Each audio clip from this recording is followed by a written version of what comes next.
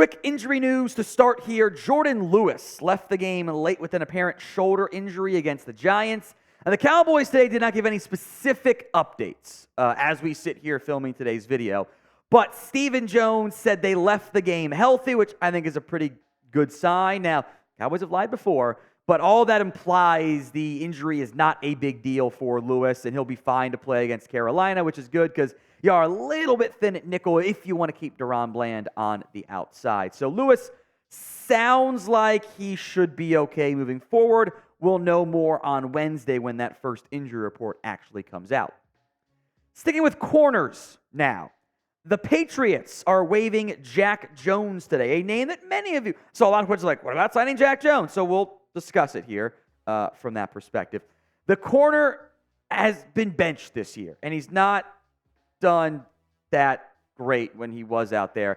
It's been a bit of a long line of discipline off the field issues. I think the Patriots were just done with him. He had issues at USC, had issues at Arizona State, had issues in New England, had the gun charge, got suspended, got benched, and then missed curfew. And it was just kind of just a constant barrage of there's always something with Jack Jones. The numbers aren't that bad over the course of his career. 55% completion rate, 421 yards, 2 TDs allowed, 2 interceptions, 5 pass breakups. That's always a good thing, a positive sign when that number's below 60. But I think for the Patriots, it was just the suspension last year, gun charges, which were dropped mostly, benching, had issues in college, and it was just the same old for Jack Jones of like, you just keep finding yourself on the wrong side of trouble when we really can't have you on the wrong side of trouble. So I get the interest there in Jack Jones. If you want to put him into the practice squad, that's fine.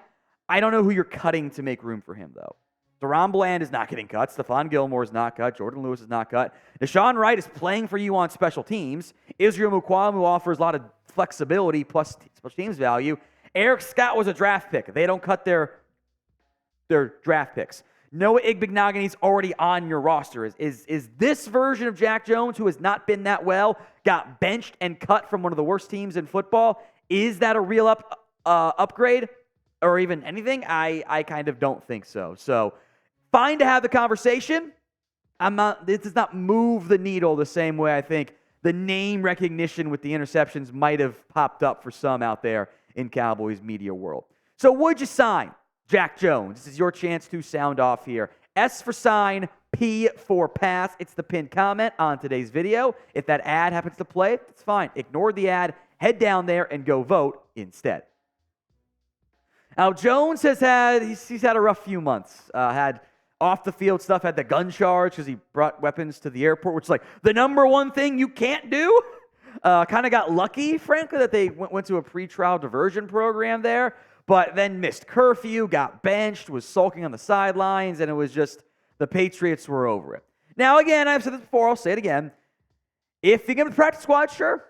There has never been a bad practice squad signing, even someone who appears to have some locker room issues that maybe you don't want in your team, but it's still practice squad. You can cut them pretty easily there. I also don't know if he'll get to you on waivers. This is one of those things where if he's good enough to claim, and the off-field stuff is more minor than maybe what the Patriots feel like it is, he's not going to get to you on waivers. However, if he does get to you on waivers, and all those bad teams don't want a cheap corner for the next 2 years, probably means he's not someone you want to claim. So it's kind of a weird dichotomy, but despite the name and recognition, I'm not going after another corner with off-the-field stuff. I just did that and moved on from, one of those guys earlier this preseason. Let's go to Bill Belichick now, the head coach of the New England Patriots. Peter King listed the Cowboys as a fit for Belichick because that marriage is not going well right now. It's just been dicey. It's been unfortunate. It has fallen apart in New England, in part because of the head coach.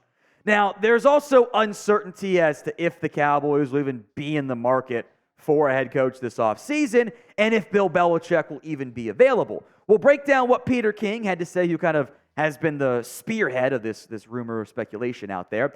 But first, today's show is made possible by Rocket Money. Do you struggle to save money each month? With Rocket Money, you can quickly identify all of those sneaky subscriptions that keep charging you month after month and cancel any that you no longer use. Rocket Money is a personal finance app that finds and cancels your unwanted subscriptions, monitors your spending, and helps you lower your bills all in one place. With Rocket Money, you can easily cancel the ones you don't want with just a press of the button. There's no more long hold times, annoying emails, customer service. Rocket Money does all the work for you. There are 5 million users and counting. They have saved its customers an average of $720 a year and $1 billion in total savings so far. Stop wasting money on things you don't use. Cancel your unwanted subscriptions and manage your money the easy way by going to rocketmoney.com/Cowboys. That's rocketmoney.com/Cowboys. Links in the comments and the description of today's video. Now, these were the top destinations, according to Peter King, for Bill Belichick. The Cowboys were on there. The Commanders, which I actually do think stands out because new ownership might want to make a big-time splashy move there. The Chargers, because, who doesn't want to go have Herbert as their quarterback? That'll be a top spot if and when Brandon Cooks gets fired. And the Chicago Bears, which King mentioned were kind of more of a dark horse. Here was the pitch from Peter on Bill Belichick to Dallas. The Cowboys could be in play, I think, only if they don't win the division, have some sketchy outings down the stretch, and go winless in the playoffs. In that case, I could see Jerry Jones chasing Belichick, repeating history from 2 decades ago. Before you say Belichick would never work for Jerry, remember 2003, when we all thought Bill Parcells would never work for Jones. I do think the whole Jerry Belichick dynamic is one worth mentioning, because this Cowboys organization as run between Jerry, Stephen, and Will McClay wield a tremendous amount of organizational power in the front office. Bill Belichick has only wielded organizational power in the front office as the Patriots head coach / GM. Would either side be willing to give up that power for a head coach that, hasn't been as good in recent years? For a head coach or GM has made some bad decisions in recent years, both those about Belichick. You're not buying peak Bill Belichick. You're buying, hey, he has had a couple bad years in a row and his team is trending towards getting a top 3 pick this year. That's not a good thing if you're the Cowboys or Belichick. So what do you want? Do you want Bill Belichick as Cowboys head coach? It's fine to say no. It's fine to say yes. Or maybe just wait altogether. Sound off in the comment section for me. Y for yes, N for no. Some more thoughts on the Cowboys-Giants game. Some player-focused thoughts, I should say. Brandin Cooks finally got going. I didn't know if it was going to be the Cooks game. It was the Cooks game. He had more catches or more receiving yards in that one game against the Giants than he had in his first 7 games combined. 29 targets versus 10, about a third of them. 17 versus 9 on the catches, half-ish. 173 to 165 yards, exceeded it. And half the TDs, 2 versus 1. The long was 37 versus 25. Brandin Cooks was awesome. The Cowboys finally got him going. They've been trying for a while, had some bad luck involved there, timing, etc., and then they connected against the bad Giants secondary. The Cowboys offense has been getting going as of late. The last 4 games has been really great play from them. Grade the Cowboys offense right now. A, B, C, D, or F. Be honest in the comments. Let's go to Mazi Smith. And the exact same comment about Brandin Cooks rings true for Mazi. By far, his best game as a member of the Dallas Cowboys organization. He was not just good or solid, he was impactful in this game. 25 snaps, as a lot of the Cowboys players got good run there. More snaps for Mazi in this game than any game the previous 8 this season. 3 tackles, he had 5 entering the game.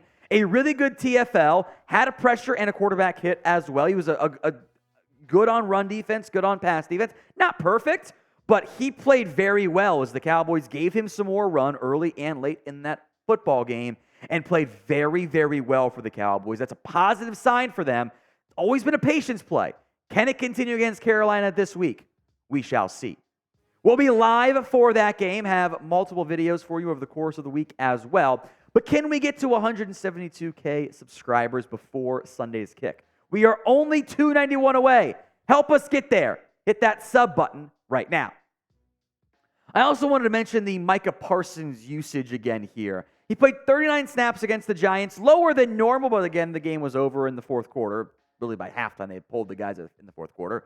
19 pass rush reps. That was it. Still had 4 pressures. So the stat sheet was empty, but he still was getting some good pressure for the Cowboys as a pass rusher. What they did a little bit differently this week was they ran some more bear fronts. So they kind of got 5 guys and 2 linebackers. And Micah was a linebacker more in this game. He had 16 reps at the left edge spot, 11 at right edge, 10 at middle linebacker, 1 at defensive tackle, which was kind of just standing up over the defensive tackle spot, and 1 at slot corner, which was he was playing linebacker and got kicked outside to hold up in coverage there.